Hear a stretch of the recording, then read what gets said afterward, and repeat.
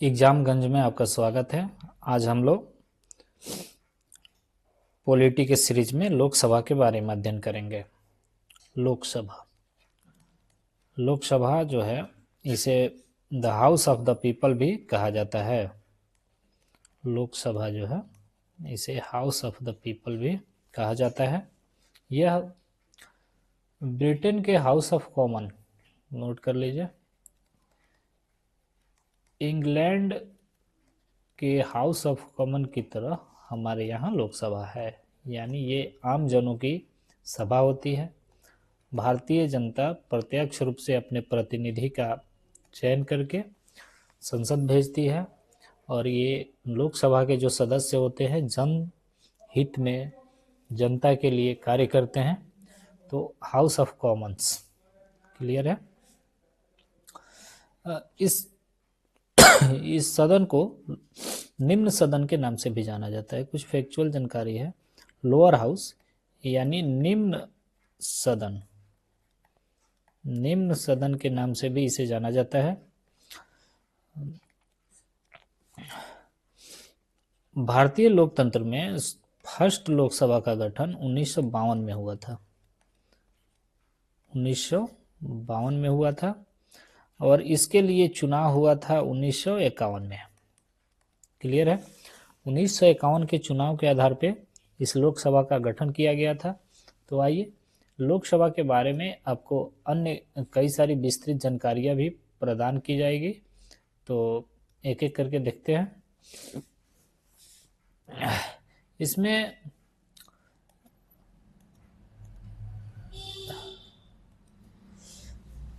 लोकसभा जो है, लोकसभा के गठन के बारे में हमारे संविधान के अनुच्छेद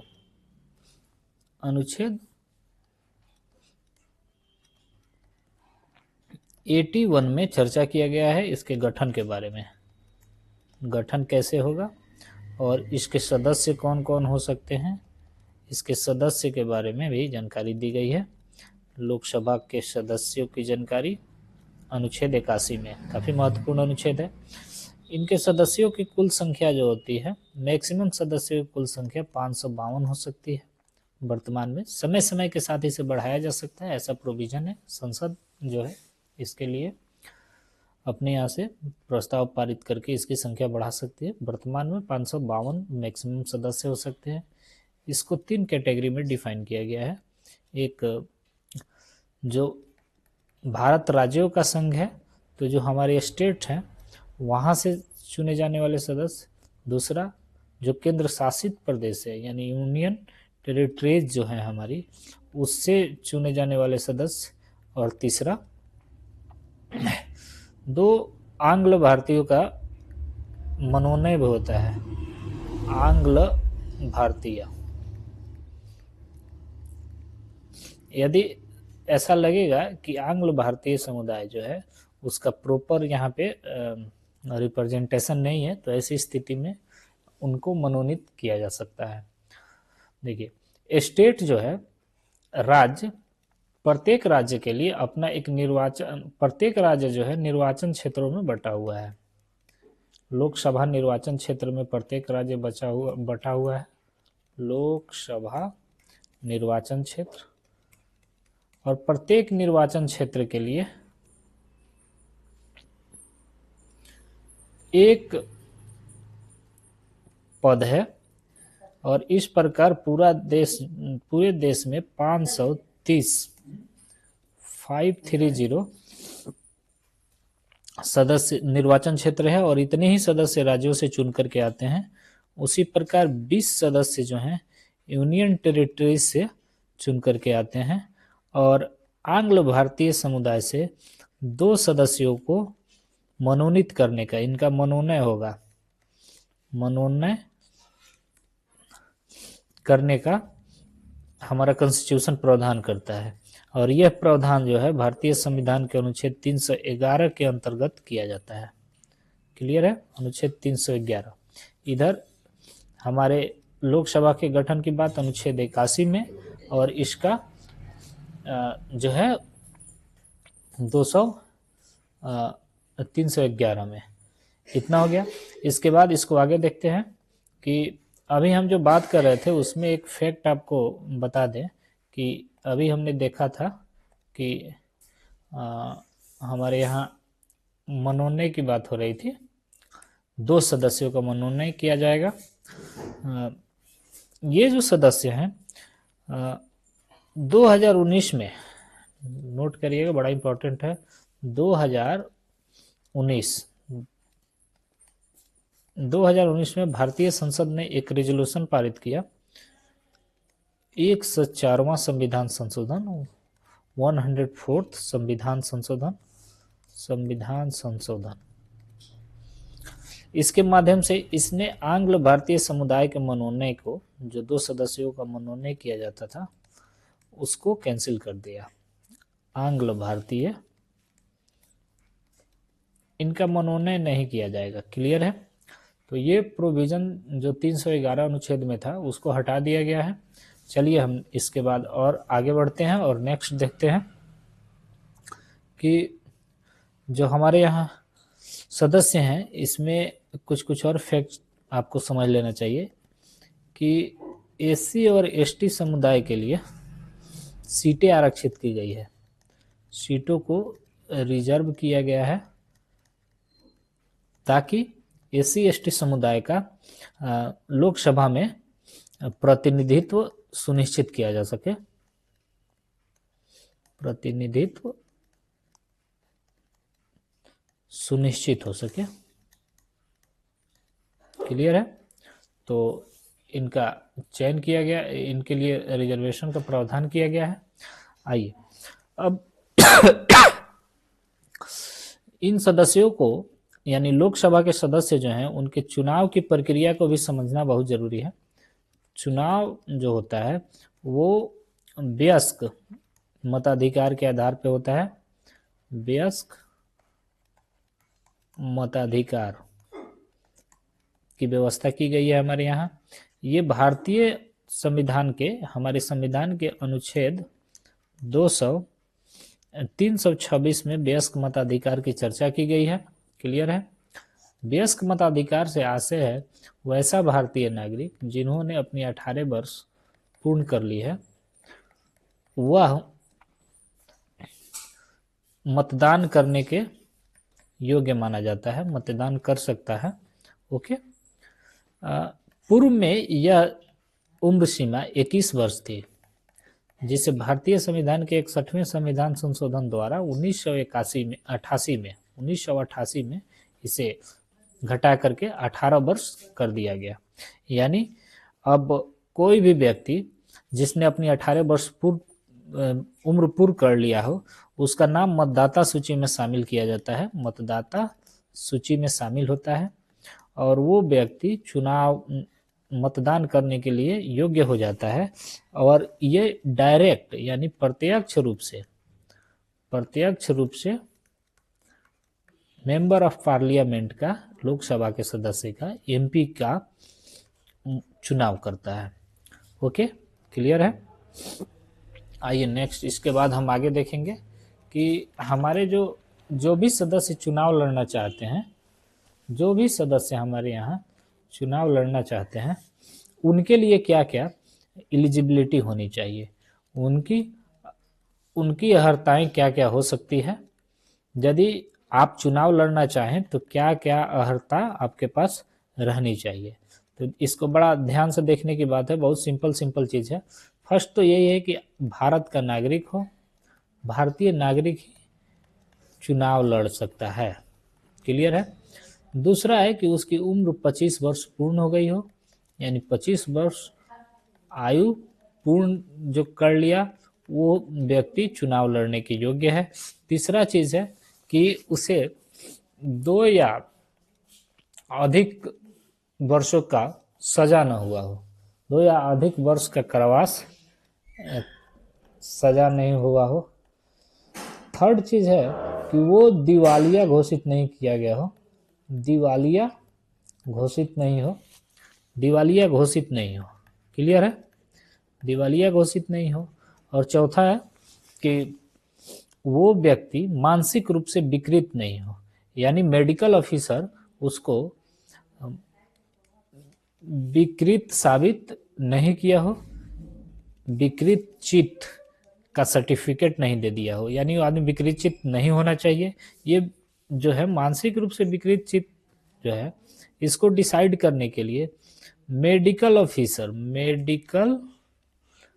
ऑफिसर ही इंटाइटल्ड है, वो सर्टिफिकेट देता है और सर्टिफिकेट के आधार पे ही जो रिटर्निंग ऑफिसर होता है, जब आप चुनाव के प्रोसेस को समझेंगे तो वहां एक आरओ होता है, रिटर्निंग ऑफिसर, ठीक है। यही रिटर्निंग ऑफिसर की संपूर्ण जिम्मेदारी होती है उस निर्वाचन क्षेत्र में चुनाव की सारी गतिविधियों को देखना, कंट्रोल करना, और यही चुनाव के उपरांत सर्टिफिकेट देता है जो व्यक्ति चुनाव जीतता है उसे, और फिर वो सदस्य लोकसभा या विधानसभा या राज्यसभा पहुंचता है। अच्छा, ये टर्म बड़ा महत्वपूर्ण है, आरओ, रिटर्निंग ऑफिसर का अर्थ होता है, आखिर ये शब्द क्यों दिया गया? चूंकि ये सदस्य को लोकसभा में रिटर्न करता है, इसलिए इसका नाम दिया गया है रिटर्निंग ऑफिसर। क्लियर है?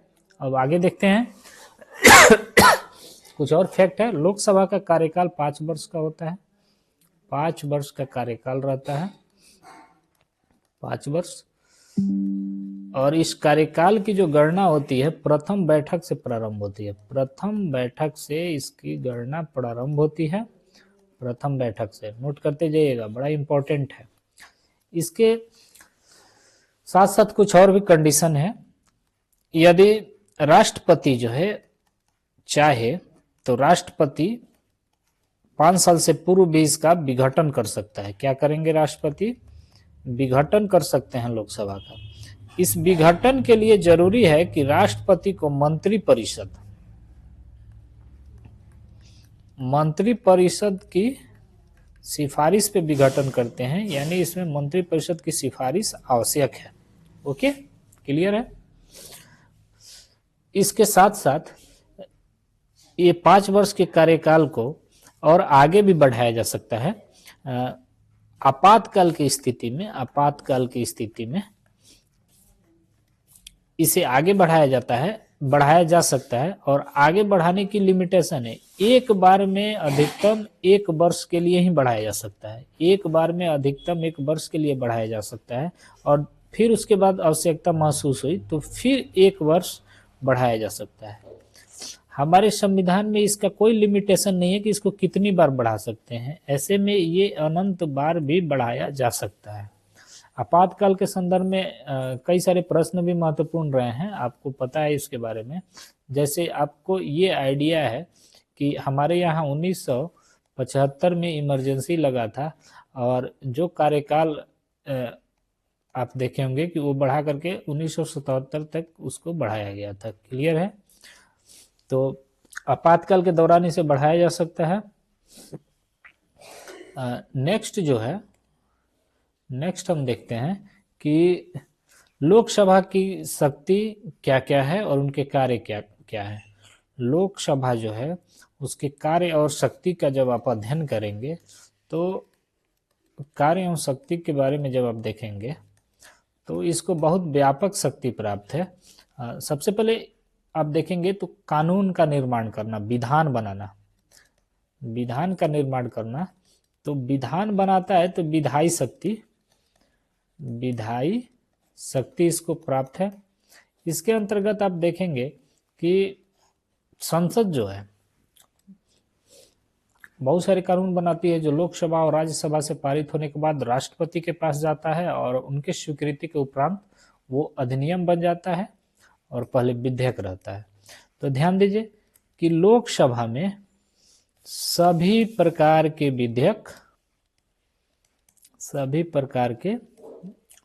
विधेयक जो है लोकसभा में प्रस्तुत किए जा सकते हैं। लोकसभा में, नोट करते जाइएगा, प्रस्तुत किया जा सकता है। दूसरा चीज है कि लोकसभा हमारा धन विधेयक और वित्त विधेयक के मामले में,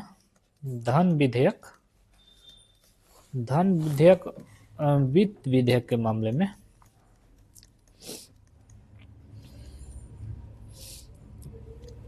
के मामले में विशिष्ट स्थान प्राप्त करता है और ये केवल लोकसभा में ही पारित इसको रखा जा सकता है, यानी सर्वप्रथम लोकसभा में ही धन विधेयक और वित्त विधेयक को रख सकते हैं। इसके साथ साथ आप देखेंगे कि ये जो है संयुक्त, ध्यान दिया होगा आपने, कई बार जब लोकसभा और राज्यसभा में गतिरोध उत्पन्न हो जाता है तो संयुक्त बैठक बुलाने पड़ जाता है, संयुक्त बैठक बुलाना पड़ता है। और इस बैठक को जब आप देखेंगे तो यहाँ लोकसभा जो है मेंबर, जो हमारा लोकसभा है, लोकसभा, इसकी सदस्य संख्या अधिक होने के कारण यही प्रभावी रहता है। सदस्य संख्या अधिक रहती है जिसके कारण ये ज्यादा प्रभावी रहता है। और इस संयुक्त अधिवेशन की अध्यक्षता, इसकी अध्यक्षता जो है लोकसभा अध्यक्ष करते हैं, लोकसभा अध्यक्ष ही करते हैं।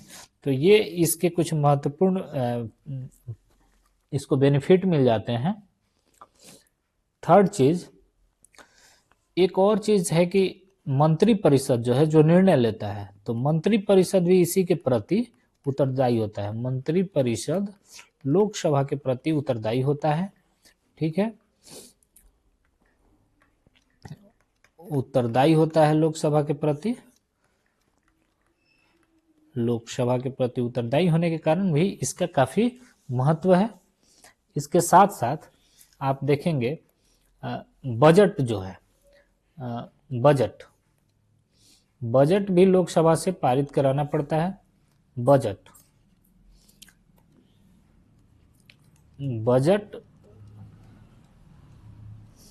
लोकसभा से पारित होना अनिवार्य है। इसके साथ साथ इसको पावर है कि ये राष्ट्रपति के खिलाफ महाभियोग ला सकता है। राष्ट्रपति पर महाभियोग लगाने की शक्ति है लोकसभा में, वहां इस पे प्रस्ताव लाया जा सकता है। क्लियर है।